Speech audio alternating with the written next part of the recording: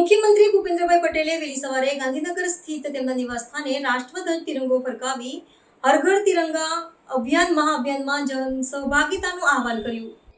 વડાપ્રધાન નરેન્દ્રભાઈ મોદીના પ્રેરણાથી દેશવ્યાપી રીતે ચાલી રહેલા પહેલ અંતર્ગત મુખ્યમંત્રીએ નાગરિકોને પોતાના ઘર અને કાર્યસ્થળે તિરંગો લહેરાવી સ્વાતંત્ર્ય દિવસની પૂર્વ સંધ્યાએ રાષ્ટ્રપ્રેમ ઉજાગર કરવાની અપીલ કરી હતી। આ અવસરે તેમણે સ્વયં ધ્વજ વિધિપૂર્વક પૂર્ણ કરી અભિયાનનો સંદેશ વ્યાપક જનસમૂહ સુધી પહોંચાડ્યો હતો।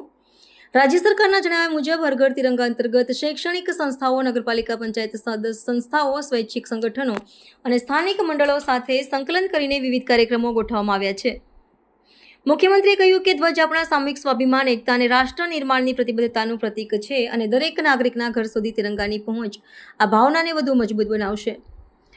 અભિયાન દરમિયાન ધ્વજના યોગ્ય આચારસંહિતા પ્રદર્શન અને સંભાળ અંગે માર્ગદર્શન પણ પ્રસારિત કરવામાં આવી રહ્યું છે। અધિકૃત સૂત્રો મુજબ આગામી દિવસોમાં તિરંગા યાત્રા, સંગ્રહાલય પ્રદર્શન, સાંસ્કૃતિક કાર્યક્રમો અને પ્રેરણાત્મક વ્યાખ્યાનો દ્વારા જનજાગૃતિ વધારાશે અને કચેરીઓ, શાળાઓમાં વિશેષ કાર્યક્રમો યોજાશે। નાગરિકો માટે સહભાગિતાનું પ્રમાણપત્ર અને ફોટો અપલોડ વગેરે સુવિધાઓ સાથે સર્વત્ર સક્રિય ભાગીદારી પ્રોત્સાહિત કરવામાં આવી રહી છે। રાજ્ય સરકારે સૌને શિસ્તબદ્ધ રીતે ધ્વજ વિધિ નિર્ભૂલ રીતે કરવાની વિનંતી કરી છે અને આ પહેલને લોક ચળવળ બની રહે તે માટે સહકાર માંગ્યો છે।